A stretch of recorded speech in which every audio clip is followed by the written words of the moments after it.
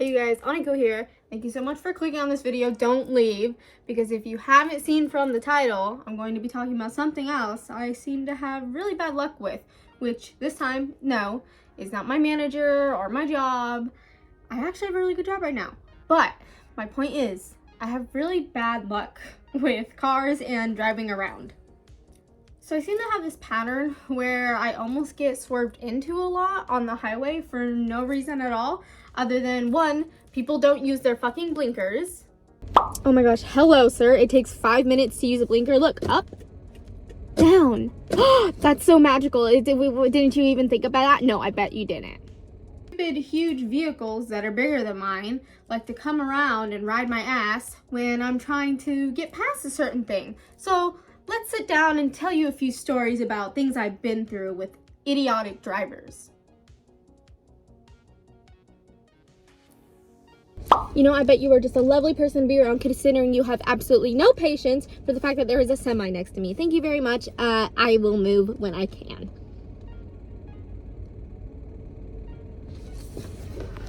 Now, I know having idiotic drivers is a common thing pretty much everywhere, but I feel like when I'm in my hometown or just in Oregon in general, it seems to really be prominent that people want to be stupid and want to get into an accident. I mean, I'll never understand why people have so much road rage. I mean, I have road rage myself. I get pretty angry, but I don't act upon it. I don't speed up to try and hit somebody or you know, I'm not this huge truck storming into you going move, move, move, you know, just like inching towards your bum, trying to get you to move, when obviously there's a semi and another semi right next to me that I am trying to pass. So maybe, big ass truck, once you let me pass these semis, I will let you right on over back into the fast lane, where, mind you, I am going 80 miles per hour, which is not the speed limit here. I can tell you that. It is 65, but I have to go 80 just to get them off my tail so I can move on over and let them be with their day. And you might be thinking, oh, Aniko, big cars, like, your car's kind of big. No, I have a mom car. Like, if you saw my car in the past clips, you would see that I technically have a mom car. It's not considered cool like a big truck, which big trucks here are cool because I live in a very conservative area. So, not stereotyping, but I'm stereotyping because I live in the area. Rednecks really like their big trucks and like to heave on over. And granted, trucks are useful for things like towing hay, you know?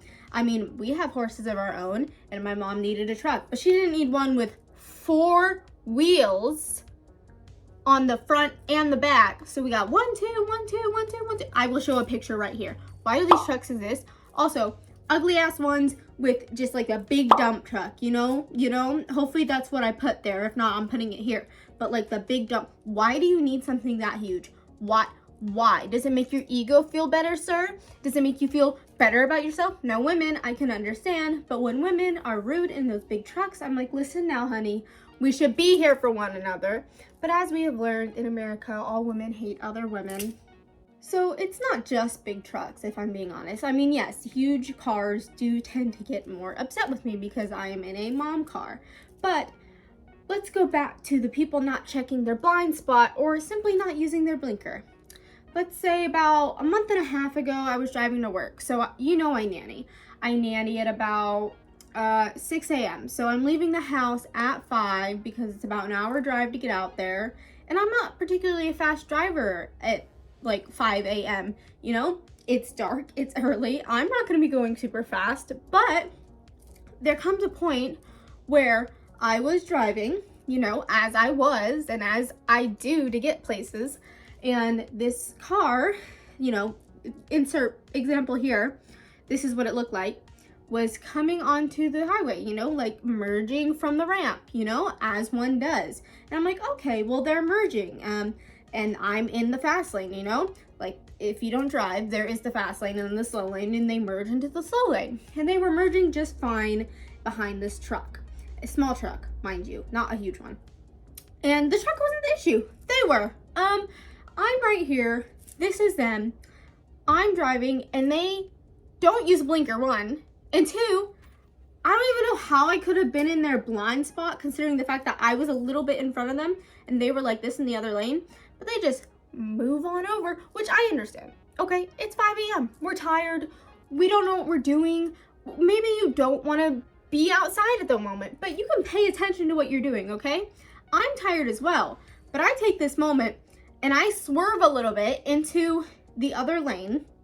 Now, there's no other lane, mind you. So there's no swerving into another lane, actually. I'm moving off the highway onto a little pit of gravel. So there's like gravel, and then there's like a little ditch, and it goes up, and then there's the other side of the highway. That is just how it works. I might find an example picture, I might not, but this is the best way I can describe it. And I am going as fast as I can. I think I made it up to about 101, trying to get away from them. I don't know why they kept speeding up, trying to hit me. And I was honking my horn the whole time. Mind you, my car, I can hold on to that and it'll just keep going. The horn will keep going. So I just kept holding the horn and they did not try to get back over because, oh wait, there's a truck that was right in front of them when they were merging. So if they had tried to get back over, they would have hit the truck. But thankfully, me being me, I'm a skilled driver that I didn't know up until then. I was going 101 on half gravel, half part of the road, speeding ahead to try and get away from them. And this might not sound very scary, but when you're in the moment, it's terrifying. I'm trying not to curse. It's terrifying. So this is just one of the examples of multiple encounters that I have had where people aren't checking where they're going and swerving into me almost. It's very fun, and I don't recommend ever wanting to be in that situation. So first and foremost, recently I had a problem on Halloween, and I was going to film, I was like, oh, I'm so excited to, film trick-or-treating. But I did not. 1, because it was cold. 2, because Dan and Phil uploaded a video and I just got sidetracked and I was watching it while trick-or-treating. And 3, something happened with my car window. Granted, this was after we had gone trick-or-treating, but it was a little unfortunate. Now, at the beginning of this video, I talked about how I have had issues driving, which is just idiotic drivers trying to come at me while I'm trying to drive, That's all well and normal, unfortunately. That is all well and normal with the rage that Americans have, which is not just Americans. I mean, I'm sure anywhere else, if you live anywhere else in the world, let me know if this is a common occurrence where you are.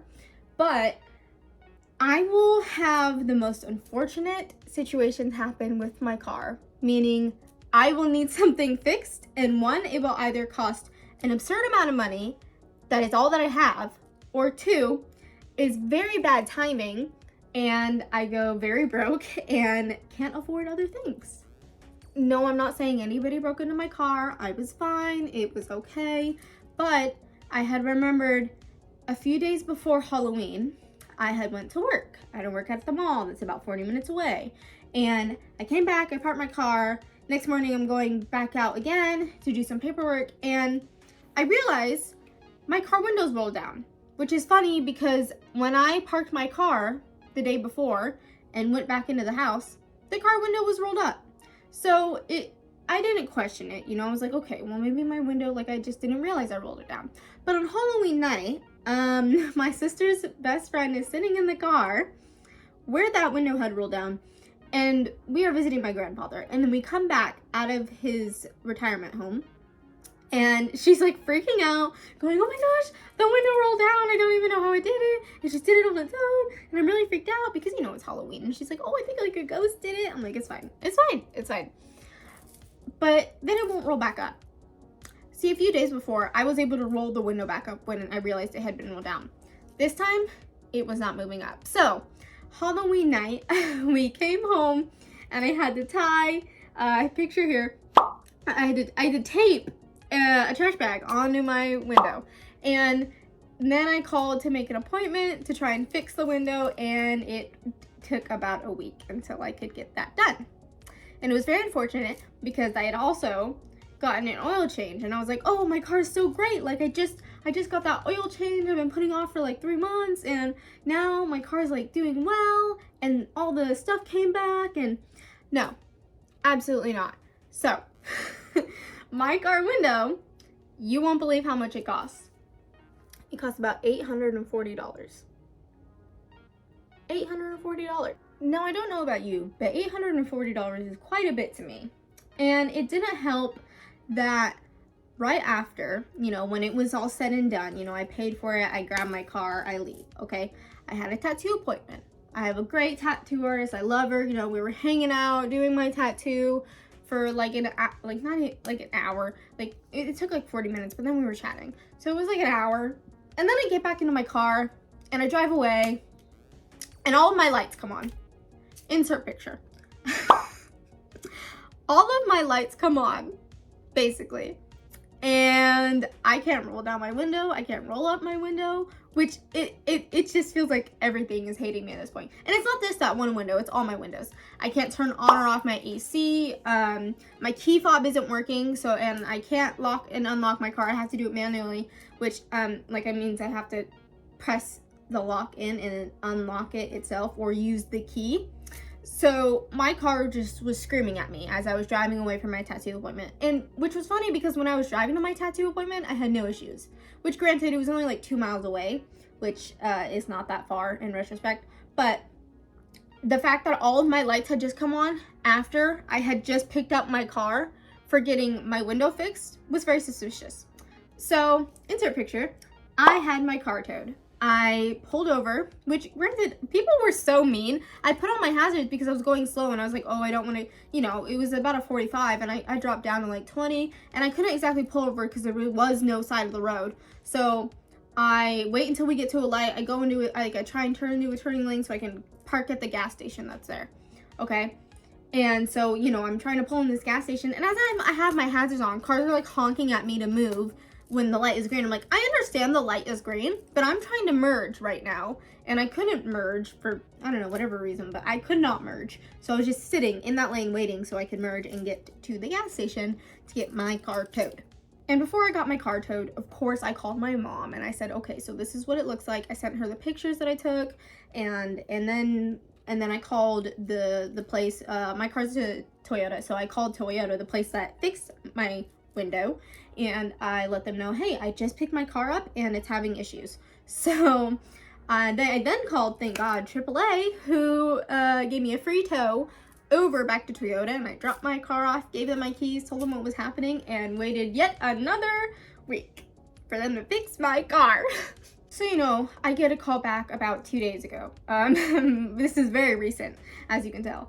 I get a call back 2 days ago about how my battery is dead. And he did not mention which battery. So I have a hybrid car, which means I have two batteries. I have my regular battery and I have my hybrid battery.